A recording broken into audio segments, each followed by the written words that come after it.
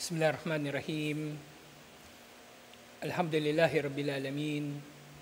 Assalatu wassalamu ala asyrafil anbiya'i wal mursalin. Nabiyina Muhammadin wa ala alihi wa sahbihi ajma'in. Assalamualaikum warahmatullahi wabarakatuh.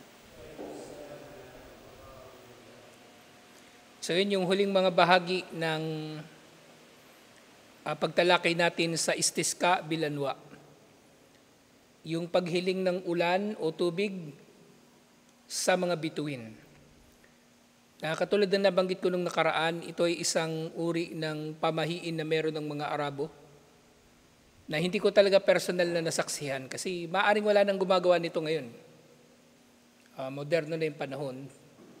Pero nakuha natin yung mga aral dito. Ng mga tao nga sa halip na iuugnay nila kay Allah ang pagdating ng mga biyaya, iniugnay nila ito sa iba paliban kay Allah.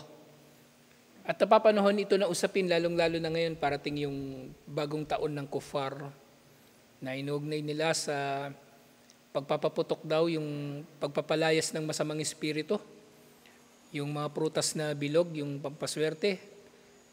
Meron ng ngayon, lucky color, sabi nila, yung dapat daw suot-suot mo kapag New Year at iba't iba pang mga bagay na ganito. Lahat ng yun ay shirk. Bagaman maaring masabi natin na syirkun asgar ang paniniwala sa mga pamahiin, pero ang istisqa bilanwa ay syirkun akbar. Kasi nananalangin ka humihiling ka ng talaga biyaya dun sa bituin at iniugnay mo ang pagdating ng biyaya dun sa bituin na yun, hindi kay Allah. So malinaw na yun ay shirk. Napakalinaw na yun talaga ay shirk waliyadu billah. Ngayon, dito sa usapin na ito, yun nga, sa ahkam, udkur hukmu nisbatis sikya wa maji'il matar ilal anwa. So ano daw ang hukom dito nga? Na iniugnay mo ang pagdating ng tubig o pagdating ng ulan sa mga bituin. So dito sinasabi, huwa ala nau'ain. Meron daw itong dalawang hukom. Depende sa kung paano inunawa ng tao. So yung una, syempre, an ya'taqida annan linnawi ta'thiran fi inzalil matari fahada kufrun li'annahu asyraka fi rububiyyati, at siya nga ay wal musyriku kafirun. At siya rin ay musyrik at kafir. Sino man ang maniniwala na meron daw epekto ang bituin sa pagpapadala ng ulan, ang tao daw na ito ay kafir dahil siya ay nagtatambal kay Allah sa kanyang rububiyya. Bahagi ng rububiyya ni Allah yung pagpapadala ng mga biyaya. At siya nga ay musyrik at kafir dahil dito. Pero maaaring mangyayari, pero syempre, usually kapag tinutukoy ang istisqa bilanwa, yun yung yun talaga yun, yung paniniwala sa bituin na siya ang nagdadala ng ulan, nagpapadala ng ulan. Itong pangalawa, maaring natatawag siya na, kumbaga, nisba lang, kumbaga naiuugnay. Pero ang istisqa talaga, yung nagdadasal ka sa star, yun ay totoong kufur at shirk.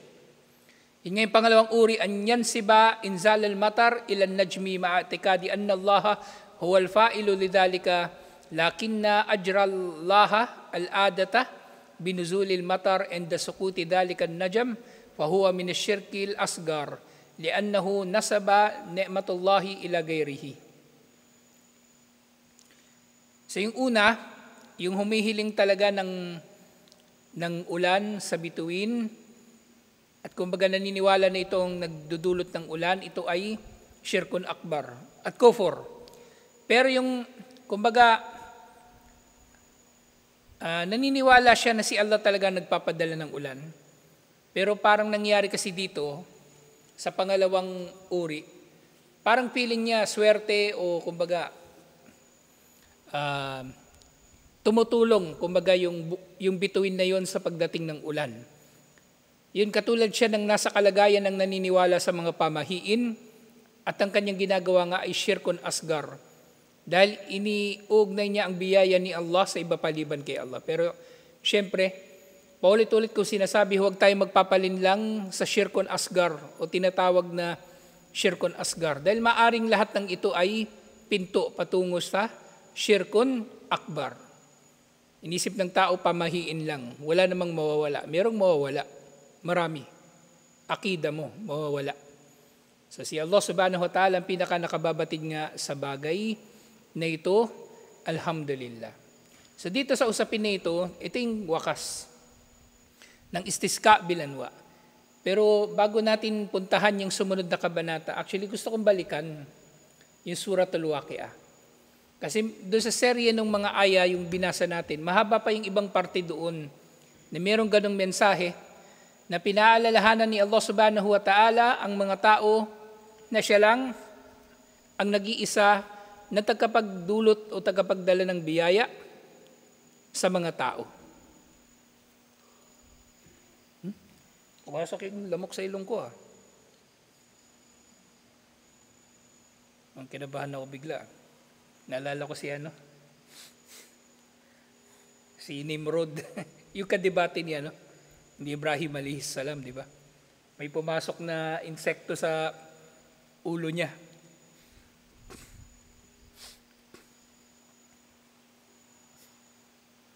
Saan napunta yun?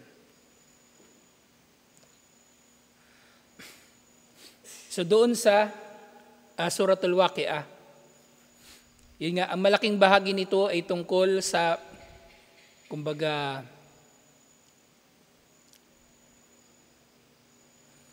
mga biyaya ni Allah subhanahu wa ta'ala. Yung nauna, tungkol nga sa Waqi'ah, ang ibig sabihin kasi ng Waqi'ah, hindi mapipigilan na pangyayari. At ito yung araw ng paghuhukom. Pero doon sa mga pangalawang bahagi nito, ito ay pawang tungkol na sa mga biyaya ni Allah subhanahu wa ta'ala. Sinabi ni Allah, maganda kasi pagmuni-munihan itong mga aya na ito. Kaya napakaganda na yung nakakaintindi ka ng Arabic. Kasi iba talaga ang kumbaga yung tama o iba yung dating kapag yung aya o yung hadith ay napakinggan mo sa Arabic at ito ay mismong naintindihan mo. Kaysa yung napakinggan mo lang yung translation, na nabasa mo lang yung translation. So doon sinabi ni Allah sa Suratul Waqi'ah verse 57, Nahnu khalaqnakum falawla tusaddikun. Kami ang lumikha sa inyo. Kahit pa hindi kayo naniniwala o nagpapatotoo na kami ang lumikha sa inyo. Pero maaari rin itong mga hulugan, kami talaga ang lumikha sa inyo. Kaya bakit hindi kayo maniwala? Either way, pwedeng maintindihan yung aya sa ganoong pagkakaintindi. Kami ang lumikha sa inyo, kahit hindi kayo nagpapatotoo rito. Hindi mababago ng kawalan ninyo ng pananampalataya ang katotohanan na nilikha namin kayo. O kaya doon sa iba pang kahulugan, kami lumikha sa inyo, kaya bakit hindi kayo magpapatotoo? Bakit hindi kayo maniniwala? Kasi walang dahilan ng tao para hindi maniwala. Actually, ang iba't ibang mga anyo ng kufur, kawalang pananampalataya kay Allah, wala naman silang patunay na merong iba pang lumikha liban kay Allah. O lumitaw ang buhay ng walang tagapaglikha. Halimbawa yung mga atheist, tinatanggi lang nila, wala silang patunay. Hindi sila nagsasalita ayon sa patunay. Ang meron lang sila ay ang matinding pagtanggi na meron ng tagapaglikha. Wala silang mapapatunay. Sasabihin nila lumitaw ang buhay dito sa earth randomly at kung ano-ano pa mga bagay. Kesyo nag-evolve daw ang tao mula sa unggoy at iba't iba pa nilang mga katwiran. Pero kapag tinatanong mo sa kanila yung basic na logic, nakarugtong ng kanilang logic, kasing logic nila, di ba? Ang tao raw nanggaling sa unggoy na nag-evolve. Bakit hanggang ngayon may unggoy pa rin? Di ba? Di sana lahat ng unggoy naging tao na. Kumbaga, iba't ibang uri ng unggoy nag-evolve na. Ilang taon na, ilang libong taon nang kasama ng, kumbaga, ng modernong tao ang unggoy. Ilang libong taon na merong sibilisasyon ng mga tao na tinatala nila yung kasaysayan. Mga 10,000 taon na na mayroong tao na marunong magsulat, magbasa. Bakit walang tinatala yung tao hanggang ngayon na unggoy na natutong magmartilyo, gumawa ng bahay, o unggoy na marunong tumingin ng metro? Kasi kung meron sanang ganun, edi hindi na si aakyat si Hasan, magkakabit ng bubong, unggoy na yung paakyatin natin doon. Safe pa. Mahulog man yun, alam niya kung anong gagawin niya kasi mabilis yung reflex nun eh. Magaling yung kumapit. Tapos yung ano pala, no, yung unggoy pala, yung paa niya, parang kamay. No? Yung paa niya ganyan, no? Yung parang kamay. Tapos yung buntot ng ibang mga unggoy, kumakapit din. So matindi talaga sila, mashallah. Kaya nga ako, totoo yung sinasabi ng atheist, nag-i-evolve yung unggoy. Bakit may unggoy pa rin? Bakit may unggoy pa rin? Wala silang may bigay na patunay na anuman sa kanilang sinasabi. So ngayon, sumunod na aya sa 58. Afaraitum ma tumnun? Nakita ba ninyo kung ano yung lumalabas sa inyo na punlay nga? Na yung punlay na yon, actually, napakasimple na nila lang nun eh, yung sperm. Napakasimple ng ano nito, ng biology nito. Pero mula rito, mashallah, mabubuo ang tao. Isipin niyo yan, ganun lang kasimple pero nabubuo ang tao. Actually, hindi lang ang tao ang merong punlay, merong semen o merong sperm. Pati mga hayop, manok, yung kambing. At ngayon nga nalaman ko rin yung manok pala. Yung ari ng manok na babae, yun din yung puwet niya. Doon, kung saan lumalabas yung dumi, doon din lumalabas yung itlog. At yung punlay ng babae nandun sa itlog. At magkakaroon lang yun ng sisiw kapag nagkaroon ng sperm. Kaya technically, yung itlog ng manok, menstruation ng inahin. At hindi siya nagiging sisiw na nanatili siyang itlog kapag walang sperm. At may nabasa pa nga ako, yung mga manok daw, yung mga inahin, di ba pwedeng kakastahin siya na iba-ibang tandang. Kapag hindi niya type yung tandang, itatapon niya yung sperm nun, hindi niya kukunin para ma-fertilize yung kanyang itlog kapag hindi niya type. Kapag hindi niya type. So napaka-komplikado ng pagkakalikha sa mga bagay na may buhay. Tapos sasabihin lang ng tao, lumitaw lang ng basta-basta. So nga sabi muli ni Allah tungkol dun sa semen, aantum takhluqunahu am nahnul khaliqun? Kayo ba ang lumikha nito? O kami ang lumikha dito? Kasi inisip ng tao, di ba, na siya ay merong kompletong kakayanan na bumuo ng buhay. Minsan sinusumbat pa yan ng magulang na kuffar. Kasabihin niya sa anak niya, ako ang nagbigay sa iyo ng buhay. Pero technically, maling sabihin yun. Kasi ang nagbibigay talaga ng buhay, si Allah. O ikaw ang nagluwal. O galing sa kanya yung sperm. Pero hindi ibig sabihin kayo ang nagbigay ng buhay sa bata. Kasi marami pang proseso ang nangyari na wala naman kayong kinalaman doon bilang mga magulang. Sa inyo lang nanggaling yung egg cell, yung sperm cell, pero hanggang doon na lang yun. Dumaan lang sa inyo. Bandang huli, si Allah ang namahala sa lahat. At doon sa 60, nahnu qaddarna bainakumul mauta wa ma nahnu bimasbukin. Kami ang nagtakda sa inyong lahat.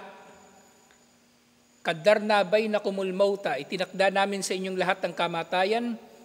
Wa ma nahnu bimasbukin. Hindi ninyo kami mauunahan. Hindi ninyo kami mauunahan. Ibig sabihin, hindi ninyo kami mabibigo. Yung bang matatakasan ng tao ang kamatayan, o kaya magkakamali yung kamatayan, hindi naman kamatayan, magkakamali si malakal maut sa pagkuha ng kaluluwa ng tao, kumbaga papalpak siya, kaya hindi mamamatay yung tao. Ganyan yung kwento dun sa yung horror, di ba, sumikat yun, yung Final Destination, na mayroong disgrasya, tapos yung mga bida nakaligtas sa disgrasya na yun. Ngayon yung kamatayan, kailangan niya maitama yung pagkakamali niya, kaya pinapatay niya rin sila bandang huli sa mga, kumbaga, karumal-dumal na paraan. Hindi papalpak ang malakal maut. At lalong hindi papalpak si Allah. Kapag oras mo na, hindi mo ito matatakasan. Hindi mo ito matatakasan. Kaya hindi maganda yung yung tao tangkilik ng tangkilik sa mga pelikula. Kasi maaring yung pelikula na yun, doon mo na pinupulot yung akida mo eh. Tingnan mo yung ngayon, yung mga tao na kapag may namamatay, ang profile picture, kandila, o kaya itim. Saan nila napulot yun? Di sa kupar, kakapanood ng telenovela, kakapanood ng pelikula, kakabasa ng kung ano nung kwento nila ng kadramahan. Saan sila nakapulot na ang libingan dapat merong pangalan, merong lapida, at dadalawin mo tuwing birthday nung namatay. O lalagyan mo ng kandila, lalagyan mo ng bulaklak, di pinulat lang din nila sa kufar. So dito, walang makakatalo kay Allah o kahit sa kanyang mga anghel. Hindi natin mauutakan o mauunahan si Allah. Yun lang maisip mo na kung meron kang pananampalataya, yun lang maisip mo na maluloko mo si Allah. Parang nakakakilabot na isipin na may tao na may isip niya na maluloko niya si Allah. May mga mandurugas, di ba? Wallahi pa ng wallahi yun, pero mandurugas naman. So parang kumbaga, sa isang banda, sinasabi niya yung mga bagay na yun sa panahon na hindi niya inaalala o sinasaalang-alang ang kanyang pananampalataya na nakikita siya ni Allah. Na alam ni Allah na sinungaling siya. At yung sa araw ng paghuhukom, bilang parusa sa kanya, kasama na din yung pagkapahiya. Ipapahiya talaga siya ni Allah, waliyadu billah. وَمَا نَحْنُ بِمَسْبُوقِينَ. Karugtong ito ng 61. Ala an nubaddila amthalakum wa nunshi'akum fi ma la ta'lamun. Hindi ninyo kami mauunahan. So maaring doon sa usapin ng kamatayan at gayon din hindi ninyo kami mauunahan na matatakasan na baguhin namin ang inyong mga anyo sa iba pang mga anyo na hindi ninyo nalalaman. So yung ditong tinutukoy dito na tabdil ng amthal, yun nga katulad ng ginawa ni Allah, di ba, yung mga Hudyo na ginawa ni Allah na mga baboy, kuno kiradatan khasiin, yung mga lumalabag sa Sabat, ginawa niyang baboy.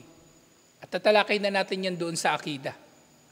Na yung tungkol sa pagdulot ni Allah na yung mga Hudyo na maging baboy, maaring wala tayong dokumento na nagpapatunay na nangyari yun. Kasi mangyari man yun, walang makakasaksi na nangyari yun. At mangyari man yun, yung Hudyo na naging baboy, hindi man magsasalita yun. Uy, ako yung dating Hudyo, naging baboy ako ngayon. Pag may baboy na magsasalita, maniniwala ka ba? Hindi na rin. Isipin mo, isang demonyo yung baboy na yun. Baka patayin mo na lang yun. So, nangyari sa mga nakalipas na umma na yung mga tao, ginawa ni Allah na baboy, ay yung kiradatan khasiin pala, unggoy. Sa bukod doon sa baboy, ginawa silang mga unggoy. Wakuno kiradatan khasiin, at maging mga unggoy kayo na mga kamuhi-muhi. So bukod sa baboy, ginawa ni Allah yung ilan sa mga naunang umma na maging mga unggoy. At maaaring may iba pa na hindi na tinukoy ni Allah kung ano pa yung ginawa niya sa kanila, waliyadu billah. So napakitinding parusa dito pa lang sa mundo. Dito pa lang sa mundo. So isipin mo, higing baboy ka, tapos kakain ka ng dumi, kakain ka ng panis, kakain ka ng kung ano-ano. Waliyadu billah. Tawagin ka nga lang baboy, nakakainis na, di ba? Baboy ka kasi sa laula ka, hindi ka marunong maglinis, hindi maganda. Sumunod sa 62, walaqad alimtumun nash'atal ula falawla tadhakkarun. Tunay na nalaman ninyo ang tungkol sa nash'atal ula, yung unang paglikha. Yung ay paglikha kay Adam alayhis salam na siyang ninuno ng mga tao, ng sangkatauhan. Falawla tadhakkarun. Alam na ninyo ang tungkol sa unang paglikha. Kaya bakit hindi kayo umaalala? O kaya maaaring mga hulugan din, alam na ninyo tungkol sa unang paglikha kahit pa hindi ninyo ito naaalala. Alam ninyo pero kinalimutan lang ninyo. Alam ninyo pero kinalimutan lang ninyo. So maganda itong Suratul Waqiah, mashallah. Yung paraan ng pagkakalahad dito ni Allah, kinakausap niya ng intelektual na pakikipag-usap ang mga tao. Kinakausap niya sila ng intelektual na pag-uusap. At ganyan sinabi ni Allah sa 63, Afara'aytum ma tahruthun? Nakikita ba ninyo ang inyong sinasaka o ang inyong mga itinatanim? Matahrutun, kumbaga sinasaka ninyo yung inyong mga inaararo, tinataniman, inaani, yun yung harth na tinutukoy dito. Aantum tazruunahu am nahnu zariun. Ganito palagi sinasabi niya, kayo ba ang may kagagawan nito o kami ang may gawa nito? Kayo ba ang nagdulot na masaka ang mga ito o kami ang tunay na nagpapatubo ng mga halaman na inyong sinasaka? Palay, mga gulay, prutas, kayo bang nagpatubo nito o kami? Kapag yung tao mananampalataya at matapat sa kanyang sarili, may isip nga niya. Hindi siya ang tunay na nagpatubo sa mga yun. Kasi maaring siya yung nagtanim, oo. Pero marami pang iba't ibang mga proseso, sa totoo lang, ang nangyayari sa halaman para ito ay tumubo. Maraming proseso, maraming mga sangkap, hindi lang tubig, hindi lang pataba. Kasi doon pa lang sa lupa, yung bulate pala, yung bulate, yung earthworm, malaki pala yung pakinabang niya sa lupa. Kasing earthworm, kakainin niya yung lupa, kumakain siya ng lupa, tapos sisipsipin ng katawan niya yung mga nutrients doon. Tapos idudumi niya uli yung lupa, na yung dumi niya na yun, lupa din, pero yun ay lupa na kapakipakinabang sa mga halaman. Kaya yung bulate, pag makita ng tao, huwag niyang papatayin, hayaan niya lang yun doon, kasi hindi naman yun peste sa mga halaman. Nakakatulong pa nga yun na mapaganda yung quality ng lupa. Tapos, nalaman ko rin yung di ba pangunahin na mga na fertilizer, yung tawag nila NPK, di ba?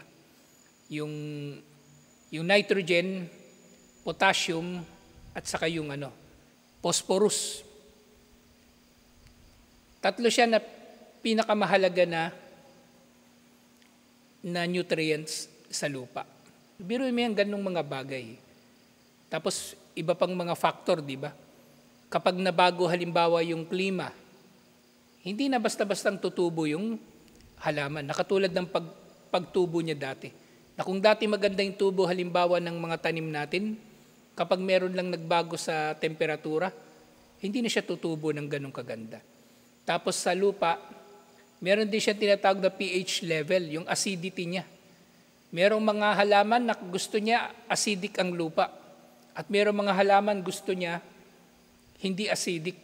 At merong mga halaman hindi maselan. Kahit hindi buhaghag na lupa, tutubo siya. Pero merong mga halaman maselan, kailangan buhaghag ang lupa. So hindi ang tao. Hindi lang ang tao ang nagpapatubo ng mga itinatanim niya na kanyang mga isinasaka. Yung nga sinabi ni Allah, "Law nasha'u laja'alnahu hutaman fadaltum tafakkahun." Kung gugustuhin man namin, dinulot sana namin ito na matuyot at kayo ay magsisisi sa inyong mga ginawa. Magsisisi, kumbaga, hindi naman sa nagsisisi na pagtatanto nila na nag-shirk pala sila. Magsisisi sila, ibig sabihin, nagsisi sila na dinatnan sila ng bagyo, hindi nila inani agad, ba't hindi sila nag-fertilizer, hindi sila nag-insecticide, at iba't iba pa. Magiging mabigat sa kanila. Inna lamugramun. Tunay na kami ay mugramun. Ito yung sasabihin ng mga tao na nasiraan ng kanilang mga pananim. Tunay na sila ay nalugi. Kapag nasira yung kanyang pananim, tanong niya lagi sa kanyang sarili, bakit ako pa? Bakit ako pa yung nasiraan ng pananim? Pwede naman yung kapitbahay ko na lang sana yung nasiraan ng pananim. Bakit ako pa? So ganun yung sinasabi niya. Mugram, ibig sabihin, bakit siya pa yung nalugi? Kumbaga sa konteksto ng paninisi o pagsisisi kung bakit siya pa yung nasiraan ng pananim. Kumbaga, feeling niya na pagkaitan siya, pinagdamutan siya, na kung naniniwala man siya sa Diyos, baka sisisihin pa niya yung Diyos na yun. Sasabihin niya, bakit ako pa? Bakit pinagdadamutan mo ko? Ba't yung pananim ko pa ang nasira at iba pang mga katulad nito? Lahat yun ay tanda ng kawalang pananampalataya. At yung nga sasabihin, bal nahnu mahrumun. So ito rin yung isang kasing kahulugan ng mugramun, na sila raw ay nalugi at sila ay pinagkaitan, pinagdamutan. Kaya nangyari yun sa kanila. At yun nga, afara'aytumul ma'alladhi tashrubun. Sabi ni Allah, nakita ba ninyo ang tubig na iniinom ninyo? Aantum alzaltumuhu minal muzdi am nahnul munzilun. Nabasa na natin ito nung nakaraan. Aantum anzaltumuhu minal muzni am nahnul munzilun. Kayo ba ang nagpababa nito mula sa langit? O kami ba ang nagpababa nito? Law nasha'u ja'alnahu ujajan falaw la tashkurun. Kung gugustuhin namin, idinulot namin na ang tubig na ito ay maging maalat o mapait na hindi ninyo kayang inumin. Kaya hindi ba kayo magpapasalamat kay Allah? Hindi ba kayo magpapasalamat kay Allah? Afara'aytumun naral lati turun. Nakita ba ninyo ang apoy na pinagniningas ninyo? Aantum ansha'tum syajarataha am nahnul munshi'un. Kayo ba ang nagpatubo ng mga puno na mula rito kinukuha ninyo ang mga panggatong? O kami ba ang nagpatubo sa mga puno na ito? Nahnu ja'alnaha tadhkirataw wa mataan lil muqwin. Kami nagdulot na ito ay maging paalaala sa inyo at magkaroon ng pakinabang sa mga naglalakbay. Kumbaga naglalakbay, sa general na meaning nito, naglalakbay sa mundong ito patungo sa kabilang buhay. Fasabbih bismi rabbikal azim. Kaya kung ikaw ay mananampalataya, luwalhatiin mo ang pangalan ng iyong Panginoon na dakila, alhamdulillah. Sa sumunod na mga aya, ito na yung mga nabasa rin natin na may kinalaman na doon sa istisqa bilanwa, alhamdulillah. So dito natin tatapusin yung istisqa bilanwa at tutuloy na natin ito doon sa panibagong chapter sa Kitabut Tauhid, alhamdulillah. Napaka-importante itong Kitabut Tauhid na ito. Kaya huwag kayong magsasawa o kumbaga mayayamot na paulit-ulit na natatalakay ang Kitabut Tauhid. Kasi tayo nag-aaral, hindi lang dahil sa magtuturo tayo. Nag-aaral tayo para mapaalalahanan ng isa't isa sa ating obligasyon kay Allah subhanahu wa ta'ala. Actually ako, nagtuturo ako dito, nagsasalita ako dito, pero ako, marami rin akong natututunan sa totoo lang. At palagi ako napapaalalahanan sa mga kailangan na gawin, alhamdulillah. Kaya nga itong mga ganitong pagtitipon, tinatawag itong majalisul dhikri, pagtitipon sa pag-aalaala o kaya pagpapaalalahanan tungkol kay Allah subhanahu wa ta'ala. Alhamdulillah. So tutuloy natin ito insyaAllah. Assalamualaikum warahmatullahi wabarakatuh.